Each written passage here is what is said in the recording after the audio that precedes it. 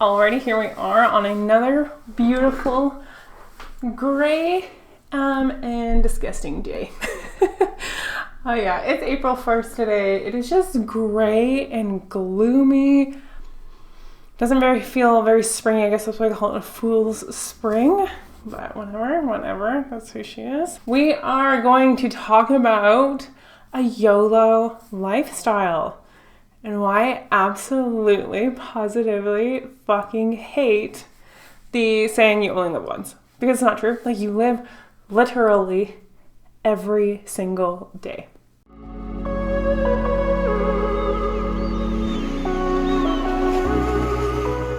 Hey everyone, welcome to Wellth Body Radio. I'm your host, Alicia Hamill, and I'm so glad you're here. This is our little part of the world where we get to have honest and expansive conversation about all things health and wellness. These conversations are geared towards making you rich within your mind, body, and spirit, which in turn will make your pockets rich, I promise, okay? But these are all conversations meant to empower you to regain that gut intuition and to move confidently through this messy world. Remember, this information in this podcast is for entertainment purposes only and not intended as medical advice. Okay, let's get started. So we're going to talk about maybe a yodo style. Can we get that hashtag trending? So yodo is you only die once. And I think that makes way more sense because you literally only die once. Like, if you did, you did. And if you're living every single day, waking up to a beautifully glorious gray ass day. But I do think there's a lot of harmful effects that come into play when we have a YOLO mindset. And I think that it kind of takes the responsibility off of having to do hard things or having to take responsibility for your actions or thinking about long-term consequences of your overall lifestyle. So I want today to talk about a stress bucket and what that means, what that encompasses, what you can do to reduce the amount of stress in your bucket so that you can live a long, flourishing life. And yeah, let's jump into it. Okay, so we're going to start off with what is a YOLO lifestyle, in my opinion. I think it's an accumulation of actions like not seeing the morning sun or even getting outside at all. I do believe the percentage is either 93 or 98. One of those two numbers is the amount of time that humans stay indoors, live indoors. Their whole entire life, that's how much time is spent. I think it's 93. But fuck, it might be 98, honestly, with the way things are going. So just never getting outside. That is a lifestyle accumulation in the stress bucket. So being sedentary. Being sedentary is known as the new smoking because it causes the same health risks and concerns as smoking does. Fun fact. So sitting in your car, sitting when you go to work, sitting when you're eating, sitting when you're visiting with friends, sitting when you're watching TV, and then you lay in bed. So that is the majority of most people's day, and they don't really do any walking or standing around. I mean, when we go to a mall, we get on the escalator and it moves you up the stairs. Side note, that drives me effing insane. If you do not walk up or down an escalator, I fucking hate you. Okay? I'm just gonna throw it out there. I'm just saying. Okay? Mm-hmm. And even taking an elevator is another issue. Just lots of little things where you could be taking steps, we don't. So eating whatever food you're craving, and just don't feel like cooking, so you're just gonna skip the dishes. Don't feel like putting that much effort in, pull something out of the freezer. Eat whatever you want, right? It doesn't have to be healthy or homemade. People just kind of go with their cravings. They drive by a fast food place, they stop. It's just a lot of people socialize around food, and it doesn't necessarily mean they're socializing. Wow, this is gonna be a hard episode. Socializing around good quality food. Before, it used to be you would spend all day cooking and then have people come over, kind of how the holidays are. But now it's just you go to eat at restaurants. And I understand the aspect of the social atmosphere. There's a certain vibe that goes with that. But the food that comes with that vibe is trash. We know specifically the inflammatory foods, the ridiculously amount of preservatives, processed components that are found in restaurant foods are not good for you. So, moving along. Smoking, vaping, smoking literally everything and anything that you want to please. And then flavoring that smokes, like the vapes, I don't think people understand that like that artificial flavor inhaled, extremely toxic. Extremely. Being glued to our phones. I will be guilty of this one. Being glued to your phone. The EMFs that come out of your phone, people spend about 10 hours a day on their phone or at a computer screen or in front of like a TV. So, and nowadays we all have smart TVs. So that is a Bluetooth frequency. So that itself is an issue. A lot of people eat in front of the TV when they're decompressing at the end of the night, eating before bed. They get heartburn. They take antacid like Tums and stuff like that. That is an issue. Being constipated, people just use coffee in the morning as a laxative for a like meal replacement. So they're not actually constipated. But if you didn't have coffee in the morning, would you have a bowel movement? Asking you this. So this is also another drop in the stress bucket.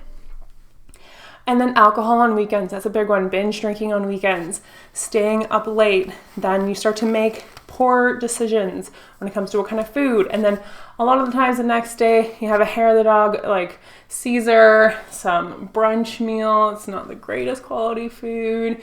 You hibernate all day, just lay on the couch. Again, stress.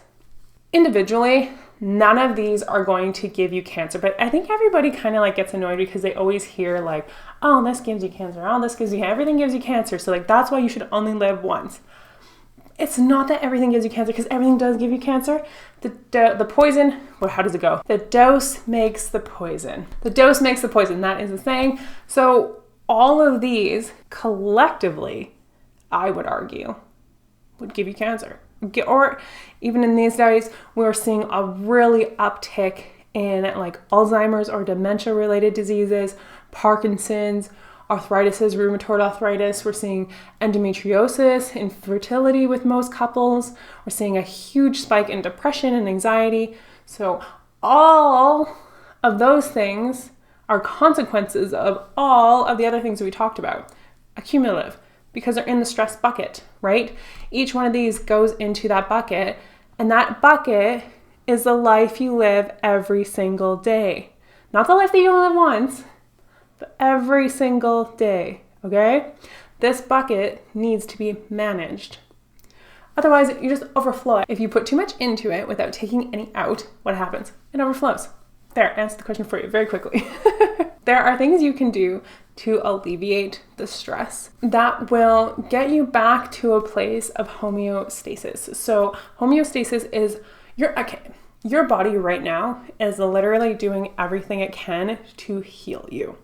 In no point is your body working against you. Everything it's doing, and even people that have autoimmune diseases and like things happening to them, it's not because the body wants to be unhealthy.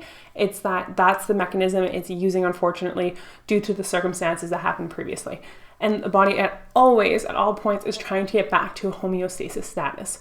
So it's the state of balance among all bodily systems needed for the body to survive and function correctly. Okay? So that's what the body is working towards. And I think that's what we should be working towards. We need to help the body. The body can't just like make things up out of thin air. Otherwise, we wouldn't have to worry about this. Then you could. YOLO, right? But we cannot. So let's talk about the toxins that predominantly show up in people's lives every single day. And we're going to kick it off with GMO foods. I might get some slack on this, or not slack. I might get some hate. Not slack, the opposite of that. A lot of people don't think that GMO foods have an impact on them. They're the same, or they're so similar that like there is no difference. My issue with GMO foods is that they are less nutrient than their like heirloom counterparters. So they have been grown to be very efficient, to yield bigger crops, to yield bigger like produce so that it weighs more, so that you can sell it for more, right? So you have to waste less time waiting on things to grow, less resources, less labor, less water, less electricity, all that. It increases your profit margin. The problem with that is that Mother Nature does need X amount of time to put nutrients into her food that she's creating. When we just blow past that, we're getting like that watery tomato, the chicken that doesn't taste like anything. And if you've ever read this book, that is why I'm specifically saying those things. I mean, our food, and my grandma will attest to this, does not taste like it used to. And it does not hold the nutrient value that it used to. And that is important because our nutrients are what our body use to help mitigate all the unhealthy things that happen to us voluntarily and involuntarily every single day. That's a problem. Most GMO crops also use a lot of funguses. They don't want funguses. They want the opposite. Fungicides, pesticides, herbicides. These things control mold. They kill off unwanted bacteria or bugs. They help yield a bigger crop, which all of that sounds good. The problem is that you are made up of bacteria. So when we specifically kill off bacteria using chemical, and then we ingest that, what do you think it's doing to you? Killing you off, destroying your gut microbiome, which is known as your second brain. It communicates via your vagus nerve to your brain. They talk back and forth, two brains. It is a real thing. That butterfly feeling you have in your gut sometimes, that is your gut microbiome actually speaking to you. It's where your instincts come from. You have, up to 3 pounds of bacteria in your gut microbiome right now. When we ingest things that are meant to kill bacteria, to kill off bugs, it kills off you. That's why eating things that are organic when you're going to eat like the flesh of the food is important, like mixed greens or apples, strawberries. Those things, when they're organic, are really great. If you are worried about the price, because I know that's the biggest stipulation with most people, like choosing non-organic bananas is a good option, or like avocados where you take the fruit out of the peel itself, where like most of that chemical has been sprayed on the outside. But when you're eating like a blueberry or strawberry and you're eating the whole like entity of it, we want to be able to like remove the most amount of pesticides as you can by removing the shell. You can't really do it with a blueberry. If you do it with a blueberry, you have too much time on your hands. Okay, so food reactions is the next one. So food reactions happen daily in most people. They don't even really know. I think most people think, like especially me, God bless me, used to think I was allergic to or like insensitive to like not like mold or like snow mold. I thought was a thing, like cats, but I never was like specifically like allergic. I just like, I would always accumulate like a runny nose, like every day. Like I was like blowing my nose, always had to have a Kleenex box in my bedroom, at school, like in my locker, like always blowing my nose. Guess what causes a mucousy nose? It's an immune reaction to gluten. Fun fact, now that I majorly don't eat gluten like almost ever, when I do have gluten, I wake up the next day blowing my nose. Other reactions can include like bloating, like cramping during or after a meal, having eczema or hives, getting like tingly lips, or even like extremities becoming tingly. I know a few years ago when I was eating like a lot of gluten, a lot of sugar, I was getting tingly toes. You can get migraines, diarrhea, constipation. Those things are all food reactions. Your body's having a response to them, and that causes a lot of stress. The next thing that a lot of people come into contact with without really thinking about it is fluoride. Fun fact, and I actually learned something today. Okay, hold on, let me get through this. Fluoride. So fluoride is an endocrine disruptor. It is a neurotoxin. It causes damage to the liver and kidney, and we get sold that like it helps our teeth and our bone density. Only about 50% of it helps bone density. But what is the good of it helping bone density if it's causing you to be infertile, having brain damage, liver damage, and kidney damage? If I don't got a brain, I don't care about my leg bone density. Like, it's not adding up. Does not make sense to me. And the concentration that we're exposed to in fluoride, I think, is a lot higher than you would expect. So fluoride, most people think of toothpaste. It's also found in your cookware, in Teflon, non-stick. Another reason to avoid non-stick cookware, fluoride accumulation. Pesticides have fluoride. So your non-organic food, like your strawberries and apples and mixed greens, fluoride. Then we got tea. I didn't know that. So just a little quick caveat here. Tea plants are known as fluoride hyperaccumulators, which means they absorb potential toxins and heavy metals to a greater concentration than is in the soil surrounding them. The older individual tea leaf gets, the more fluoride they absorb. The fluoride is then released during tea infusion. What the fuck? That's crazy to me. Crazy. So it is most concentrated in black and green teas, it said. So if you're a big tea drinker, highly recommend switching to a organic and third-party tested tea to avoid fluoride. The other thing that people are exposed to every single day, most people, honestly, food additives like colorings and flavorings. So this also includes natural flavorings. Don't be fooled, and let me tell you why. The difference between naturally chemically processed flavorings is that they use an organic solvent and heat for distillation and purification, whereas like imitation and artificial extracts are prepared with solutions containing alcohols and petroleum.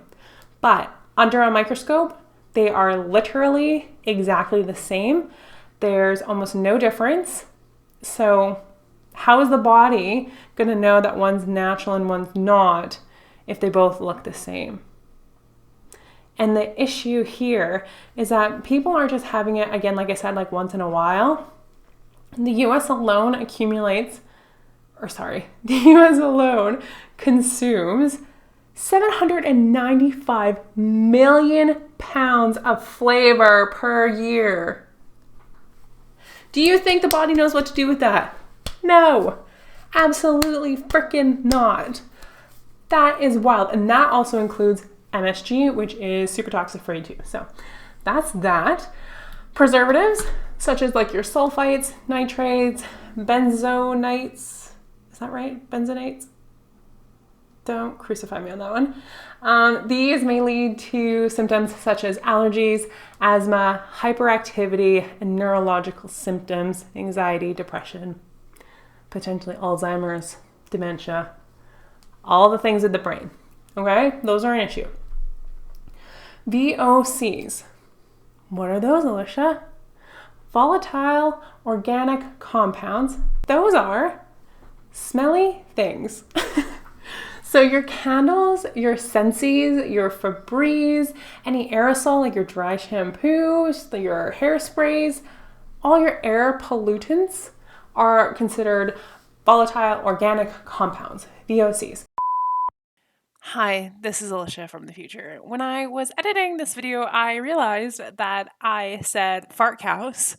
Yes, fart cows over and over and over again. What I was trying to say is that there are naturally occurring VOCs, such as cow farts, and New Zealand is trying to tax these cow farts. Meanwhile, they occur in any man-made fragrance and product. Cow farts do not contain anything like formaldehyde, petrochemicals, fossil fuels, man-made fragrances, right? They are naturally occurring VOCs. Thank you for coming to my TED Talk. Goodbye. They just don't. So they're obviously going to have a different effect on you. So breathing that in, again, is going to create a toxin in your body. So anything scented, that's going to have VOCs in it. Not good. Okay, so the next thing that people are going to be exposed to is obviously going to be radiation from the phones, from the towers, from like legit everything nowadays.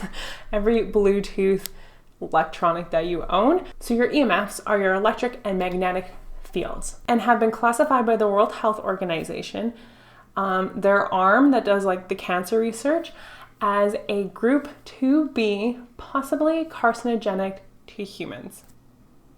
So they know this information. They understand that this stuff is hurting us, all of our Bluetooth, everything.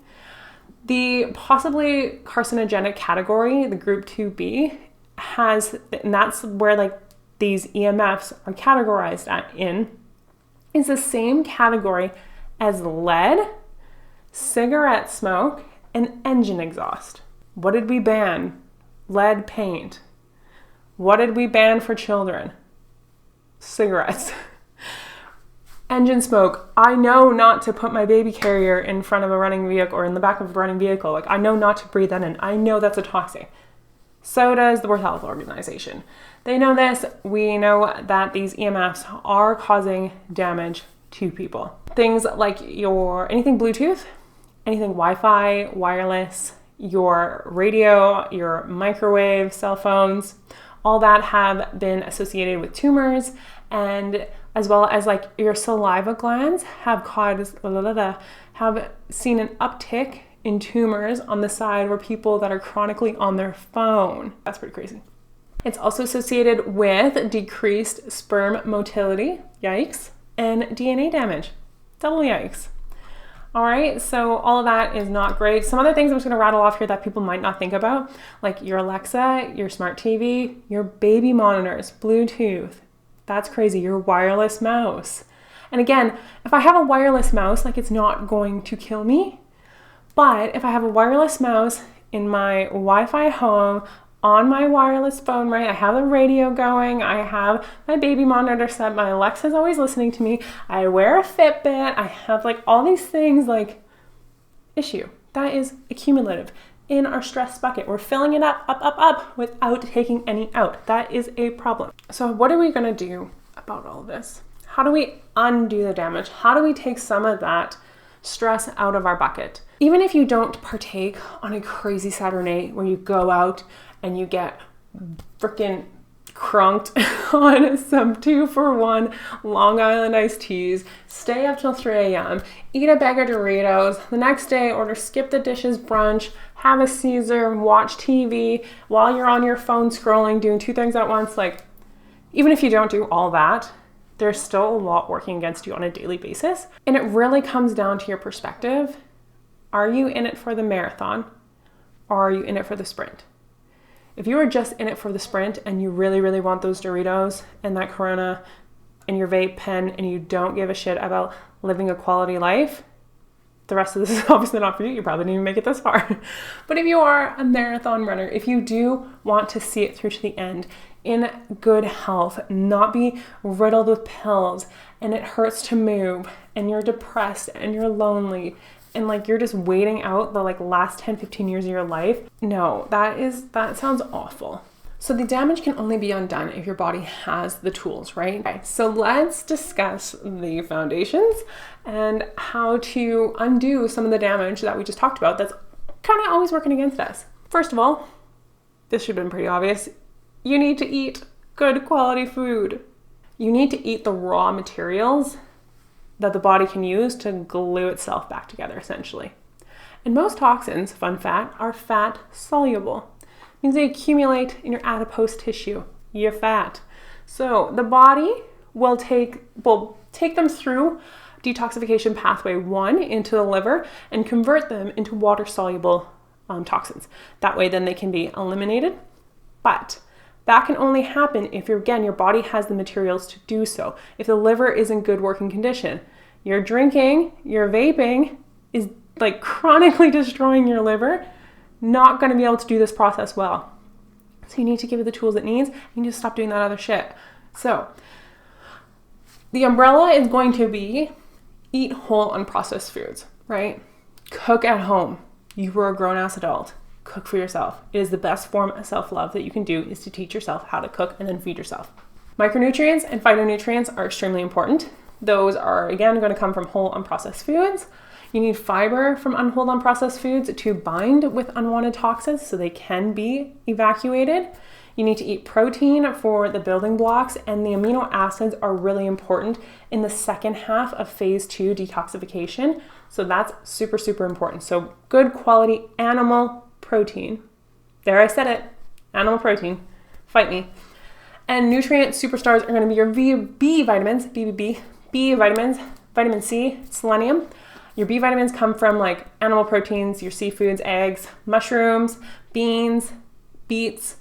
Vitamin C, obviously all of your citrus fruit, your like strawberries, berries, dark leafy greens. You're going to get selenium from animal protein again, and your cruciferous vegetables.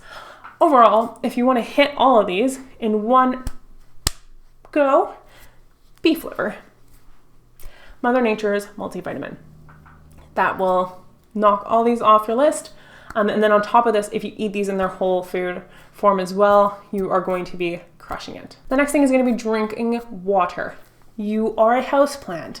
You are made mostly up of water. And good quality water matters. So you don't want to be drinking a whole bunch of water that's actually doing more harm than good. If you're drinking in all these toxins, your average tap water has like birth control in it. That's fucked up. So you need to make sure that you're filtering it and then re-adding minerals back in. So that's a pink Himalayan salt, sea salt, just a little tiny pinch in a liter of water. And that's going to help your body rehydrate, be able to process all these toxins and evacuate them, right? The next thing that I think people kind of overlook is managing your stress, specifically through breath. So your breath, when you're in a relaxed state and you can breathe, you can take a big deep breath and you can hold it. That is a good sign that you can switch into a parasympathetic state. When you think parasympathetic, parachute, coming down slowly. Sympathetic state, shorter version of the word, quicker, hyper, fight or flight. Okay, so when it comes to being able to hold your breath, previously, a couple years ago, during the bad word times, I couldn't hold my breath. I actually physically would try to hold it, and I could only hold it for 2 seconds, and then I'd have to exhale, and my body would kind of go into a panic mode. It's just because I had a lot of chronic stress accumulating, a lot of anxiety. So if you cannot hold your breath, that is a sign that you need to do some work and really practice getting into that parasympathetic state. Because if you're not in that parasympathetic state, your body cannot detox, and it needs to be in that state so that your kidneys, liver, brain, and digestive tract can all be operating properly, and again, releasing those toxins.